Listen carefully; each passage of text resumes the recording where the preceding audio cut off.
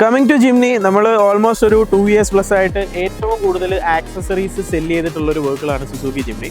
So ഈ ഒരു വണ്ടിയെ തന്നെ നിങ്ങൾക്ക് കാണുമ്പോൾ അറിയാം, നമ്മൾ ഇതിലിനിയും ആഡ് ചെയ്യാൻ ആക്സസറീസ് ഒന്നുമില്ല. ഓൾമോസ്റ്റ് നമ്മൾ റെക്കമെൻഡ് ചെയ്തതിനേക്കാളും കൂടുതൽ ആക്സസറീസ് നമ്മുടെ ക്ലയൻറ്റിന് വേണമെന്ന് പറഞ്ഞുകൊണ്ട് നമ്മൾ A to Z ആക്സസറീസ് ഇതിനകത്ത് കയറ്റിയിട്ടുണ്ട്. ഇനിയും ഒരു പോയിന്റിൽ പോലും നമുക്കൊന്നും ആഡ് ചെയ്യാനില്ല. അപ്പം ഈ ഒരു വണ്ടിയുടെ ഫ്രണ്ട് വ്യൂവിൽ തന്നെ നമുക്ക് കാണാൻ പറ്റും.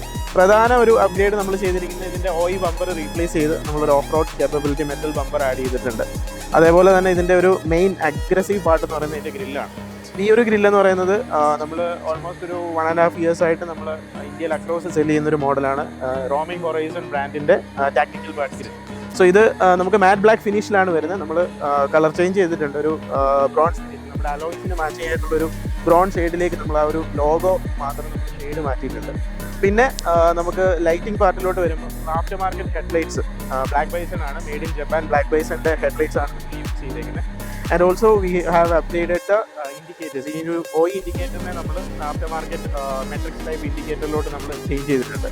ആൻഡ് ഫൈനലി നമ്മളൊരു വിഞ്ചൂടെ നമ്മൾ ആഡ് ചെയ്തിട്ടുണ്ട്, റിക്കവറി വിഞ്ചാണ്. സോ ഇത് നമുക്ക് ഡോക്ടർ നാനോയുടെ 8000 LBS കപ്പാസിറ്റി ഉള്ള സിന്തറ്റിക് റോപ്പ് വരുന്ന വിഞ്ചാണ് നമ്മൾ ഈ ഒരു ബമ്പറിൽ ആഡ് ചെയ്തിരിക്കുന്നത്. സോ ഇത്രയും കാര്യങ്ങളാണ് പ്രധാനമായിട്ടും നമ്മുടെ ഫ്രണ്ട് ആസ്പെക്ട്സിൽ നമ്മൾ അപ്ഗ്രേഡ് ചെയ്തിട്ടുണ്ട്. അതേപോലെ ബോട്ടം സൈഡിൽ നമ്മൾ ടോപ്സും കാര്യങ്ങളൊക്കെ എക്സ്ട്രാ സപ്പോർട്ടീവായിട്ട് നമ്മൾ ആഡ് ചെയ്തിട്ടുണ്ട്. So these are the major upgrades we have done on the front portion of this vehicle.